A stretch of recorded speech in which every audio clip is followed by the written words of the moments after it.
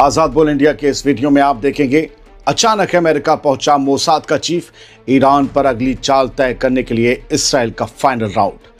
अगर हमला टला तो आसमान क्यों है खाली, ईरान के एयर स्पेस से दूर भागी दुनिया की एयरलाइंस आखिर होने क्या वाला है।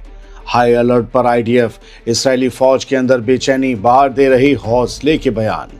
और ग्रीनलैंड पर जोर जबरदस्ती, डोनाल्ड ट्रंप की खुली धमकी, कहा जो मुल्क साथ नहीं देगा उस पर लगेंगे भारी टैरिफ। दोस्तों आज है 17 जनवरी 2026 और मैं हूं आदिल खान आजाद। चलिए खबरों की करते हैं शुरुआत। मिडिल ईस्ट में मचे घमासान के बीच एक बहुत बड़ी खबर सामने आई है। एक्सियोस की रिपोर्ट के मुताबिक इसराइल की जासूसी एजेंसी मोसाद का चीफ डेविड बार्निया अमेरिका के शहर मियामी पहुंच चुका है। वहां उसकी मुलाकात ट्रंप के खास, भरोसेमंद और मिडिल ईस्ट के स्पेशल एनवॉय स्टीव विटकॉफ से होने वाली है। ये मुलाकात कोई मामूली बातचीत नहीं है, बल्कि ईरान को लेकर अमेरिका और इसराइल की अगली चाल तय करने का फाइनल राउंड माना जा रहा है। कहा जा रहा है कई जगह कि विटकॉफ से उसकी मुलाकात हो चुकी है, लेकिन अभी डिटेल्स खुलकर सामने नहीं आई। लगता भी नहीं कि इतनी हाई प्रोफाइल मुलाकात की कोई डिटेल सामने आएगी। खैर आपको बता दें, स्टीव विटकॉफ वो कड़ी है जो इस वक्त अमेरिका और ईरान के बीच डायरेक्ट बातचीत का चैनल संभाल रहा है। उसने पिछले कुछ दिनों में ईरान के फॉरेन मिनिस्टर अब्बास अरागची से कई बार बात की है। विटकॉफ ने ही ट्रंप को बताया था कि उनके दबाव की वजह से ईरान ने 800 लोगों की फांसी रोक दी है और इसी के बाद ट्रंप ने ईरान पर अटैक का हुक्म नहीं दिया। लेकिन अपना सवाल ये होना चाहिए कि अमेरिका जाने के पीछे मोसाद के चीफ डेविड बार्निया का मिशन आखिर क्या है। दरअसल मोसाद का चीफ विटकॉफ को इसराइल का पक्ष, इसराइल का जो मौकिफ है वो समझाने अमेरिका आया है। उसे डर है कि ईरान सिर्फ वक्त काटने के लिए अमन का नाटक कर रहा है।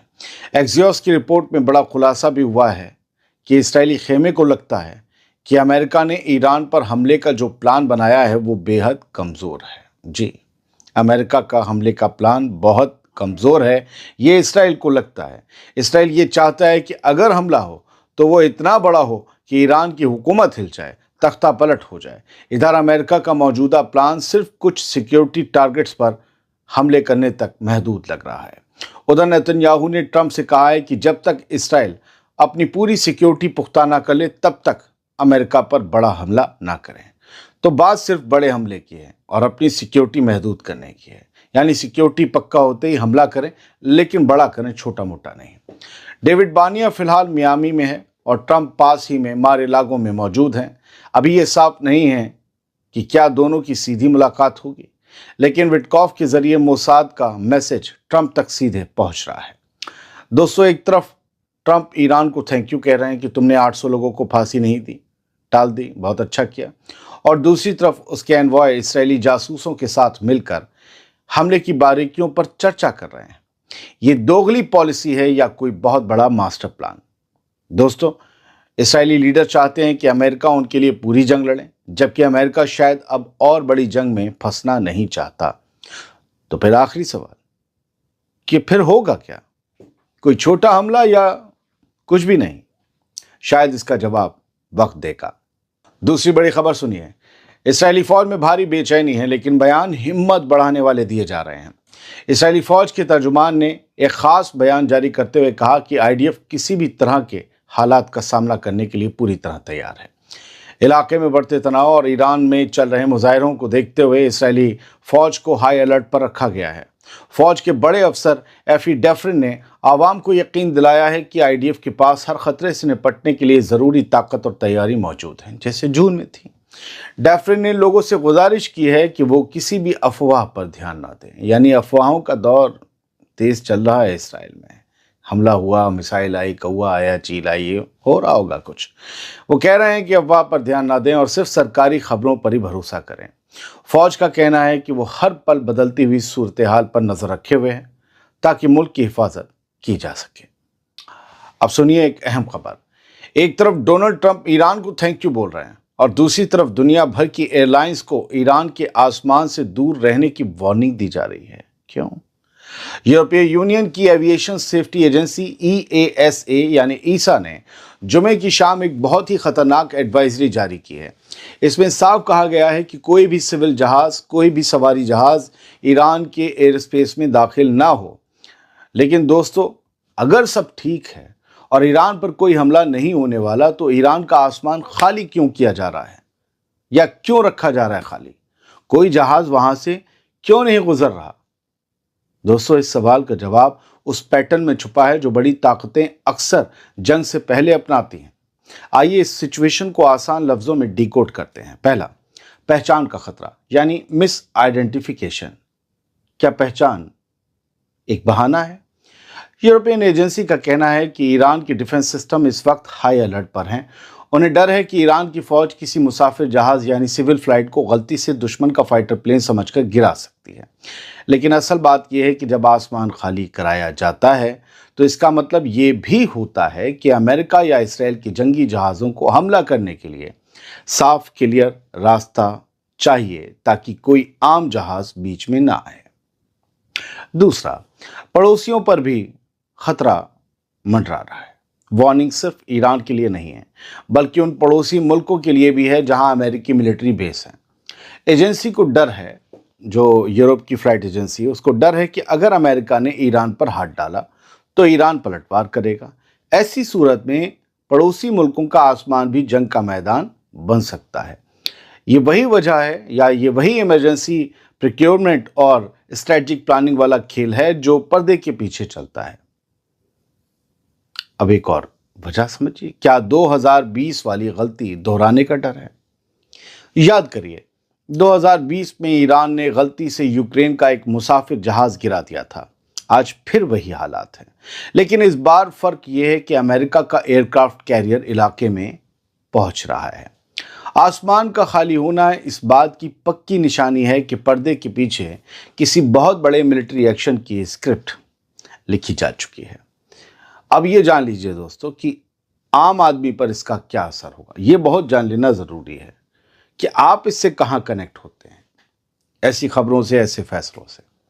देखिए, जब दुनिया के एक बड़े हिस्से का हवाई रास्ता यानी एयर स्पेस बंद होता है तो फ्लाइट्स को लंबा चक्कर काटकर जाना पड़ता है जो उस एयर स्पेस से गुजरती हैं। इससे हवाई टिकटें महंगी होती हैं और सामान की डिलीवरी यानी लॉजिस्टिक्स में देरी होती है। इसका सीधा बोझ कहाँ पड़ता है? आपकी और मेरी जेब पर पड़ता है। मिडिल ईस्ट के आसमान में पसरी ये खामोशी दरअसल एक बहुत बड़े धमाके की आहट हो सकती है। तो क्या ये सिर्फ एहतियात है या फिर ईरान पर होने वाले किसी अटैक की आखिरी तैयारी? अब एक और अहम खबर, लेकिन मिडिल ईस्ट से बाहर की।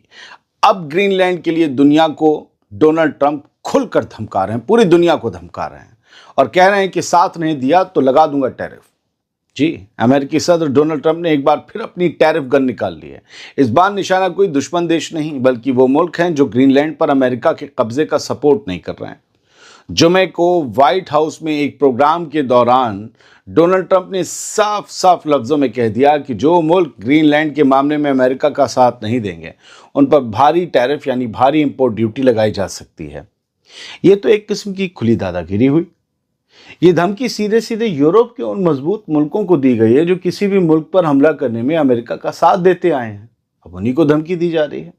डोनाल्ड ट्रंप ने एक बार फिर दुनिया को हैरान करते हुए ग्रीनलैंड पर अपना दावा ठोका है। ट्रंप का कहना है कि ग्रीनलैंड अमेरिका की हिफाजत के लिए बहुत ज़रूरी है और इसका कंट्रोल, या यूं कहें अपनी भाषा में, इसका कब्जा उनके हाथ में होना चाहिए। ट्रंप ने कहा कि जिस तरह उन्होंने यूरोप के मुल्कों पर दवाइयों को लेकर टैक्स लगाने की बात कही थी, वैसा ही फैसला वो ग्रीनलैंड के मसले पर भी कर सकते हैं। हैरानी की बात यह है कि ट्रंप ने पहली बार इस मुद्दे को सुलझाने के लिए टैक्स की धमकी का इस्तेमाल किया है। ग्रीनलैंड के मसले को सुलझाने के लिए, सुलझाने क्या, कब्जाने के लिए। ट्रंप पिछले कई महीनों से इस बात पर अड़े हुए हैं कि ग्रीनलैंड पर अमेरिका का कब्जा होना चाहिए और इससे कम उन्हें कुछ भी मंजूर नहीं है। दूसरी तरफ अमेरिकी सांसदों, या यूं कहें कि अमेरिकी कांग्रेस के जो मेंबर्स हैं, उनकी एक टीम डेनमार्क जाकर इस मामले में पैदा हुए तनाव को कम करने की कोशिश कर रही है। और दोस्तों, ट्रंप का ये नया बयान उन कोशिशों को बड़ा झटका दे सकता है। फिलहाल डेनमार्क और ग्रीनलैंड के लिए ये सूरत हाल काफ़ी मुश्किल पैदा करने वाली है, क्योंकि डोनाल्ड ट्रंप इसे नेशनल सिक्योरिटी से जोड़कर, राष्ट्रीय सुरक्षा से जोड़कर देख रहे हैं। ग्रीनलैंड कब्जाने को वो कह रहे हैं बहुत ज़रूरी है हमारे लिए, वरना खतरा हो जाएगा, रूस और चाइना इस पर आ रहे हैं। ट्रंप के सख्त अंदाज ने एक बार फिर ये साबित कर दिया है कि वो अपनी मांग मनवाने के लिए किसी भी हद तक जा सकते हैं। फिलहाल ये थी कुछ अहम खबरें 4-5 जो मैंने आपको बहुत तेजी से और बहुत ही आसान जुबान में पहुंचा दी। उम्मीद ये करता हूं कि आप तक आसानी से पहुंच भी गई होंगी। बहुत बहुत शुक्रिया। सलामत रहिए, खुश रहिए और अपना बहुत ख्याल रखिए। जब भी मेरे वीडियो में देरी हो जाए तो समझ लीजिएगा मैं आपकी तरह इंसान हूँ। मेरी ज़िंदगी में आजकल कुछ इंपॉर्टेंट काम चल रहे हैं और दूसरा ये कि हर स्टोरी को पढ़ने रिसर्च करने में 2-3 घंटे लग जाते हैं। तो ये गैप मैं आपके लिए स्टोरी हमेशा डिटेल में लाता हूँ सर। मैं ये नहीं होता हूँ कि 2-4 लाइन बोली हो हा और चला गया, नहीं। मैं किसी को टारगेट नहीं कर रहा, मैं पर्सनली अपने ऊपर कह रहा हूँ। मेरा ये कहना है कि खबर का पूंछ और मुंह सब कुछ पता होना चाहिए ताकि आपके सामने चीज़ें खुलकर आ जाएं, ताकि आप उससे कुछ समझें भी और बच्चे अगर देख रहे हो तो वो कुछ सीखें भी कि अच्छा, अगर आसमान बंद हुआ, एयर स्पेस बंद हुआ तो उसका असर हम पर क्या होगा। ये एक एक्स्ट्रा चीज़ है जो बतानी चाहिए हमेशा खबरों के साथ। तो डिटेल में खबरें बनाने में और कई फैक्ट्स जुटाने में देर तो लगती है। मैं शॉर्ट्स नहीं बनाता, कॉमेडी नहीं करता, सीरियस जर्नलिज्म करता हूँ और सीरियस जर्नलिज्म मछली के शिकार की तरह है जिसे वक्त चाहिए होता है। बहुत बहुत शुक्रिया। सलामत रहिए, खुश रहिए।